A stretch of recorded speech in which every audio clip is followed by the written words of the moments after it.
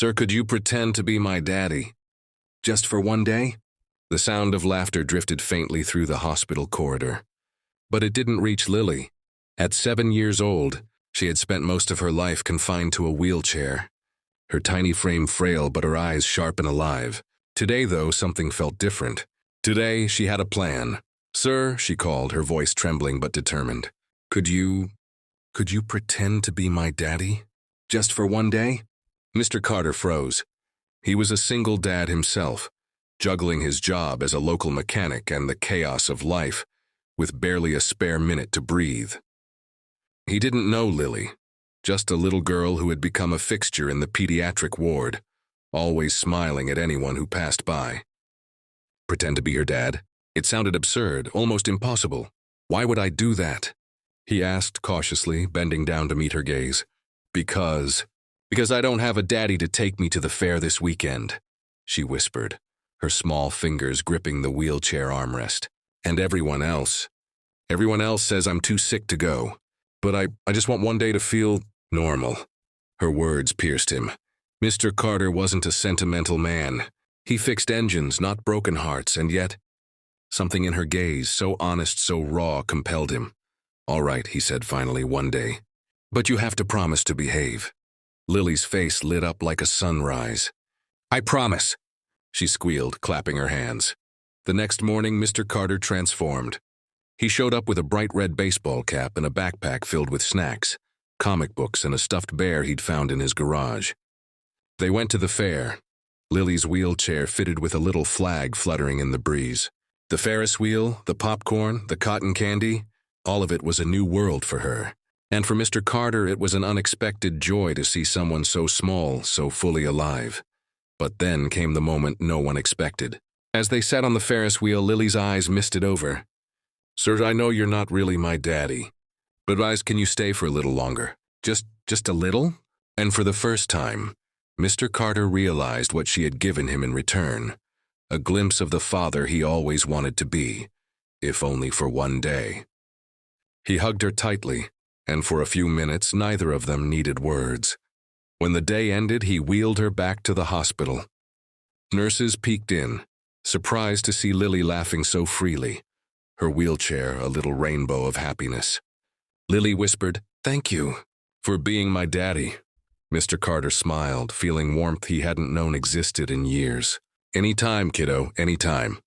Weeks later, Lily's parents, who'd been struggling to navigate her care while working long hours, expressed their gratitude. And though Mr. Carter returned to his own life, the memory of that day stayed with him, a reminder that small acts of kindness could ripple through lives in ways no one expected.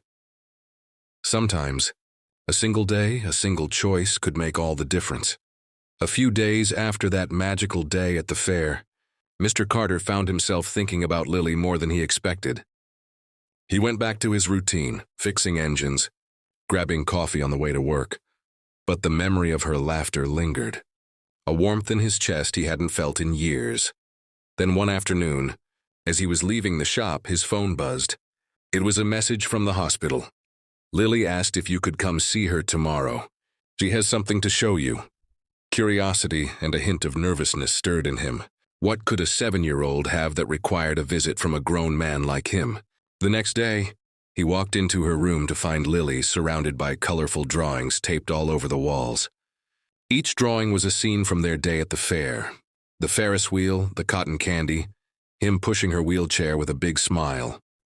At the center of the wall was a large poster that read in crayon, "My daddy for a day." Lily's eyes sparkled. "I made this for you," she said softly, "so I can remember you were my daddy. And maybe you can be my hero too."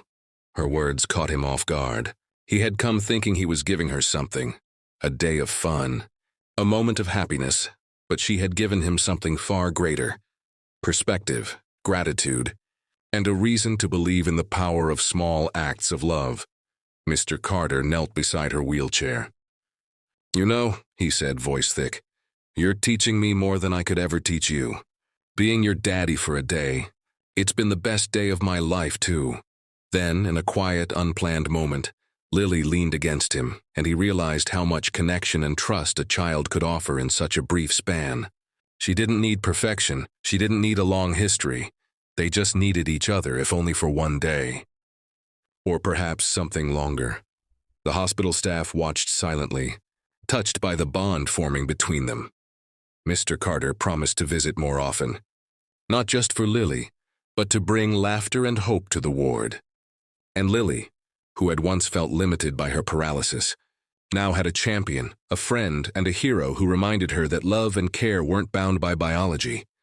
They were bound by heart. Weeks turned into months. Lily's parents noticed a change in her. Her confidence, her laughter, even her little jokes that brought the hospital staff smiles. Mr. Carter became a constant presence, helping with appointments, sharing comic books, and simply being there. That one day had blossomed into something enduring, a relationship built on trust, kindness, and humanity. And in that hospital ward, in a city that often rushed by too fast, two lives, once separate, intertwined in a way that reminded everyone who witnessed it. Sometimes, a single act of compassion, a willingness to step into someone's life, can create ripples of joy, courage, and hope that last far longer than one day. Days turned into weeks, and Mr. Carter's one day with Lily had quietly grown into a routine. He would stop by the hospital whenever his schedule allowed, bringing small surprises, a new comic book, a stuffed toy, or sometimes just his presence. And Lily, the little girl who had once felt confined by her paralysis, began to shine in ways no one could ignore. One afternoon, as Mr. Carter wheeled her down the hospital corridor, a nurse called out, "Lily, your parents are here for a surprise." Lily's eyes lit up, but she didn't move. Her wheelchair kept her steady. Mr. Carter smiled, sensing something special. Her parents entered holding a large, wrapped box. Lily's father opened it to reveal a small set of adaptive art supplies, special brushes and tools designed for her wheelchair. "We saw how much you loved drawing the fair," her mother said, "and we wanted to give you something to keep creating." Tears welled in Lily's eyes, and she looked at Mr. Carter.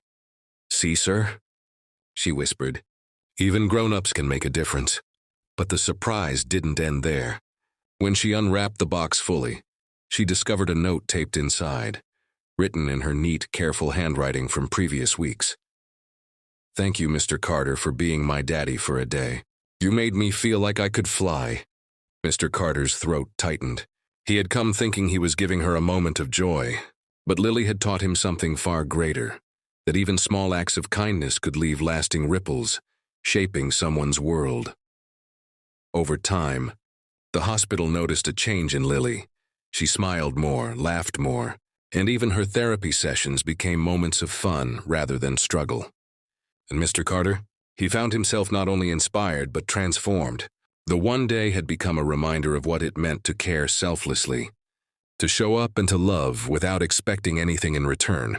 One day, as they looked out the hospital window at children playing in the courtyard, Lily whispered, "Sir, can you stay a little longer?" Mr. Carter squeezed her hand gently. "I'm right here, kiddo, and I'll be right here whenever you need me." And in that moment, both of them understood. Sometimes a single act of love, a single day of attention, could create a bond that lasts a lifetime.